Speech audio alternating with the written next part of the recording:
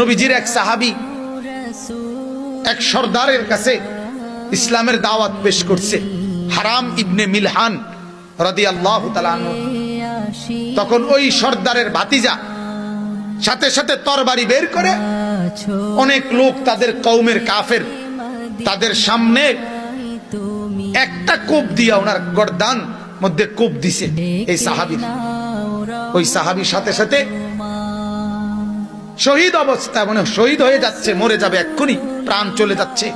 এই কায়ত হইয়া পড়তে পড়তে উনি একটা কথা বলছে শুধু, ফুস্তু ওয়া রাব্বিল কাবা, কাবার রবের কসম আমি কামিয়াব হয়ে গেলাম।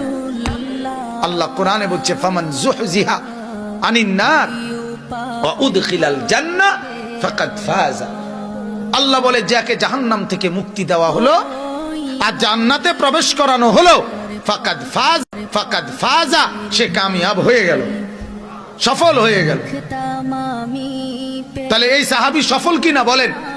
কিতাবে আছে। শুধু এই কথা শুই না, তখন ওই জায়গায় দাঁড়ানো 200 কাফের কালেমা পড়ে মুসলমান হয়ে গেছে। তারা বলছে হায় মৃত্যু পথযাত্রী, মৃত্যুর মুখে মিথ্যা বলে না। মানুষ মৃত্যুর মুখে কি বলে না? স্বাভাবিকভাবে মিথ্যা বলে না। কাজে এই লোকটা যেহেতু মৃত্যুর মুখে বলছে, সে তার মৃত্যুটাকে সে আরো গ্রহণ করে নিছে সাদরে, সে বলতেছে কামিয়াব, তাহলে বোঝা গেল এই ধর্ম সত্য। এজন্য ওনারা কালেমা পড়ে মুসলমান হয়ে গেছে।